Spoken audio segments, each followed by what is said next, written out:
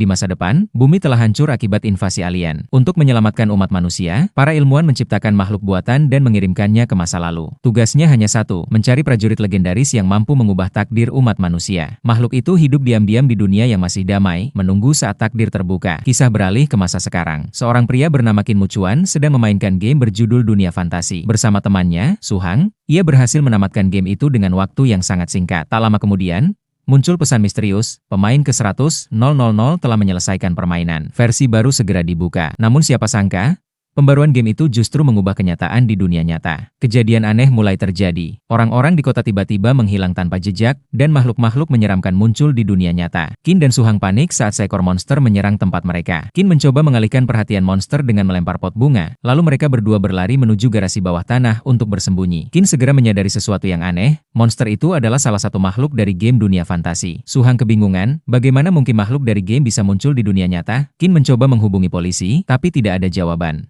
Saat mereka keluar untuk mencari bantuan, kota itu sepi, dan di langit terlihat angka besar, 100.000. Tak lama, Qin mendapat telepon dari seseorang yang mengatakan bahwa dunia game kini telah menjadi kenyataan. Namun tiba-tiba orang itu berteriak kesakitan, dan angka di langit berkurang 1. Dalam pelarian, Suhang tak sengaja menendang kaleng yang menarik perhatian monster. Qin berusaha melindunginya.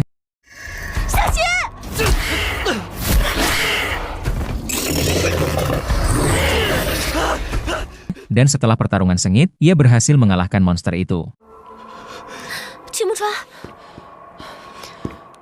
Di sebuah bangunan, mereka menemukan kotak misterius mirip peti perlengkapan dari game. Qin membukanya dan menemukan senjata canggih di dalamnya. Saat ia mencobanya, suara senjata menarik perhatian para monster lain.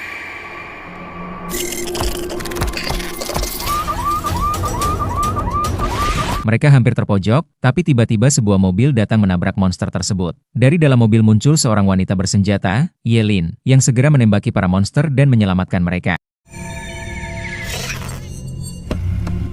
Ye Lin membawa Qin dan Suhang ke tempat persembunyian, di mana mereka bertemu Jen, suami Ye Lin, serta 2 rekan lain, Liu Hong dan adiknya, Wu Lao. Mereka berbagi informasi tentang apa yang terjadi di luar. Semua orang menghilang tanpa jejak, tanpa tanda pertempuran. Ye Lin juga menerima pesan yang sama seperti Qin, notifikasi bahwa versi baru Dunia Fantasi telah dimulai. Jen menyimpulkan bahwa angka di langit menunjukkan jumlah pemain yang masih bertahan hidup. Mereka berencana mencari orang-orang selamat, namun Liu Hong dan Wu Lao ragu. Saat Wu Lao pergi ke toilet bersama Liu Hong, seekor monster masuk lewat jendela dan menyerangnya.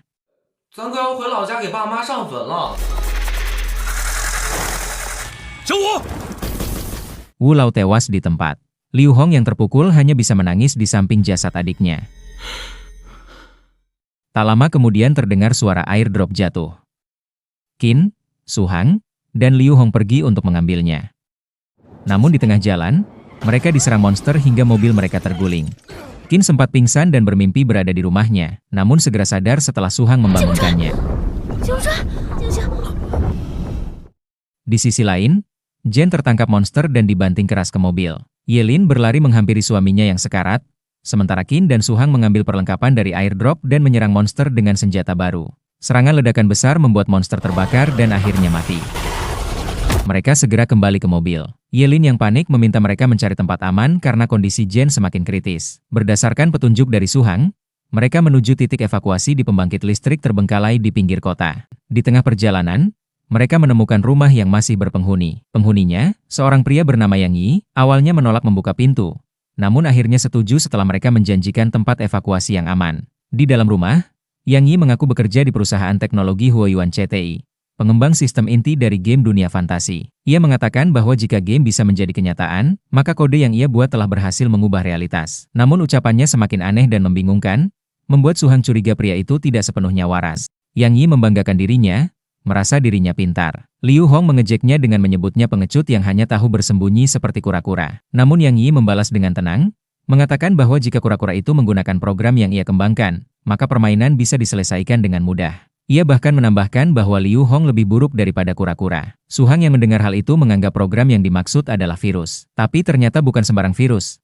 Virus itu mampu menemukan bug dalam permainan dan hanya Yang Yi sendiri yang bisa mengakhirinya. Suhang kemudian menyuruh Yang Yi untuk membuktikannya. Yang Yi pun mengajak mereka ke tempat ia bekerja. Namun ketika Yang Yi mencoba menghentikan permainan itu, alat yang ia tekan tidak berfungsi. Tak lama kemudian, lampu di rumah itu padam. Ia pun mengajak mereka semua turun ke bawah. Saat itu, mereka teringat pada Jen yang masih berada di bawah. Tiba-tiba monster-monster bermunculan lewat jendela, membuat mereka segera menembakinya. Jen menyuruh mereka pergi dan meninggalkannya sendiri. Ia tampak ingin mengakhiri hidupnya agar tidak membebani yang lain.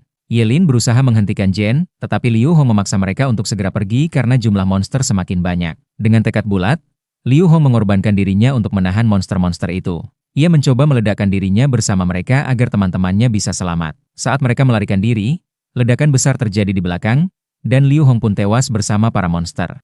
Lalu berpindah ke Yang Yi. Di sana, Yelin tampak menodongkan senjatanya ke arah Yang Yi. Yang Yi mencoba menenangkannya dan mengatakan bahwa semua ini bukan salahnya. Qin Muchan menenangkan Yelin yang sedang diliputi amarah.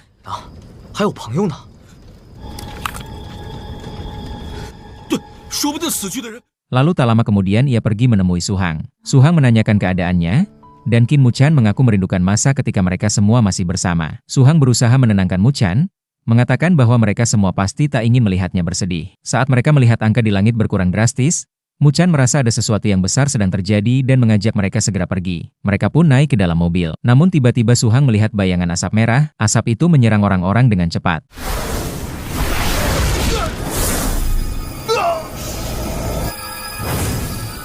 Su Hang segera mengajak mereka menuju titik evakuasi, tapi asap merah itu terus mengejar mobil mereka. Angka-angka di langit terus berkurang hingga tersisa 3. Sesampainya di tempat evakuasi, suasana begitu sepi. Qin Muchan memperingatkan agar mereka tetap waspada. Tiba-tiba sebuah bayangan melintas dan terdengar tawa seorang wanita.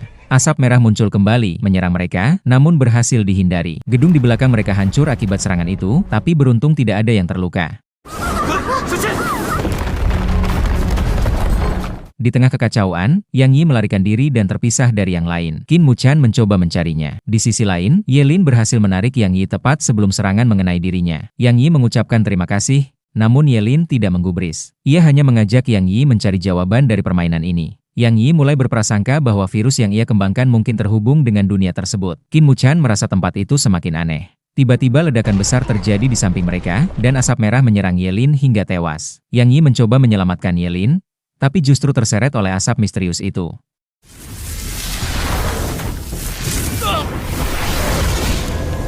Mereka berdua mengejar sumber asap hingga tiba di sebuah ruangan, di mana asap itu berubah menjadi seorang wanita cantik. Yang Yi tampak mengenali wanita itu. Wanita tersebut bertanya siapa dirinya sebenarnya dan menunjukkan tombol yang pernah diperlihatkan di awal film. Ia menuduh Yang Yi ingin membunuhnya, seperti dulu saat ia menyelesaikan level game. Ketika ia hendak menghabisi Yang Yi, Qin Muchan dan Su Hang datang menghentikannya. Saat Yang Yi mengungkapkan bahwa wanita itu adalah virus, ia langsung dibunuh.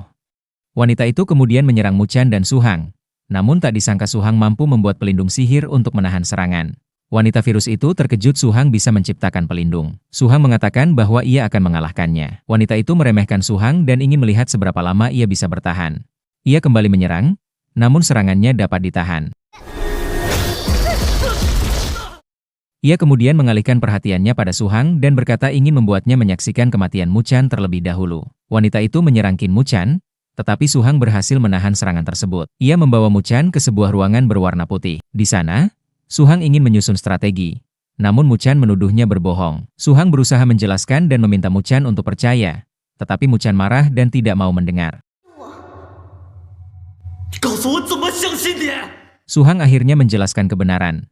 Di masa depan, dunia diserang oleh makhluk tak dikenal dan manusia hampir punah. Ia dikirim dari masa depan untuk mengawasi para petarung terpilih melalui dunia fantasi ini. Hanya satu orang yang bisa memenangkan permainan dan dibawa ke masa depan untuk menyelamatkan umat manusia. Namun Su Hang mengaku hanya ingin membawa Qin Muchan, karena ia telah jatuh cinta padanya.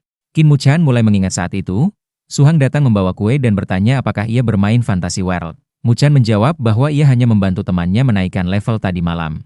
Su Hang kagum karena ia sendiri butuh 2 tahun untuk menamatkan game itu. Kembali ke masa kini, tiba-tiba wanita virus itu berhasil mengeluarkan mereka dari ruangan putih. Ia berkata hanya perlu membunuh mereka untuk menggagalkan seleksi dan meninggalkan permainan. Su Hang berubah ke mode tempur dan menghadapi sang wanita. Pertarungan sengit pun terjadi di udara.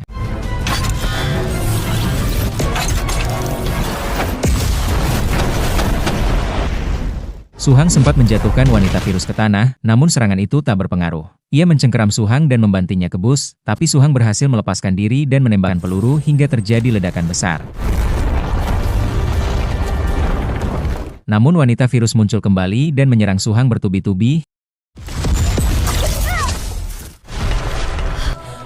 Ia mencoba menghubungi sistem untuk menghentikan permainan, melaporkan adanya virus, tetapi sistem menolak karena tidak mendeteksi apapun. Proses seleksi pun terus berlanjut. Saat wanita itu mendekat, Qin Muchan datang melindungi Suhang. Ia menyerang, tapi serangannya tak mempan. Serangan balik dari wanita itu melukai Muchan. Suhang membuat pelindung agar Muchan tidak terkena serangan berikutnya. Ia memintanya untuk tidak gegabah, karena jika Muchan mati maka wanita itu yang akan menang.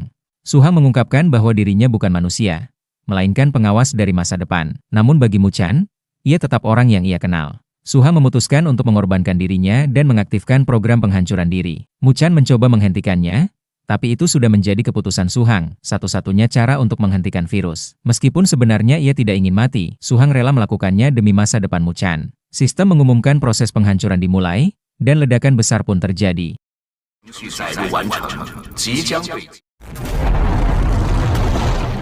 Beberapa waktu kemudian, kota kembali ramai. Teman-teman Qin Muchan terlihat hidup dan baik-baik saja. Jen menerima telepon dari istrinya saat latihan menembak. Malam harinya, Qin Muchan masih teringat Suhang. Di akhir film, terlihat Suhang telah diperbaiki oleh sistem. Film pun berakhir. Tamat.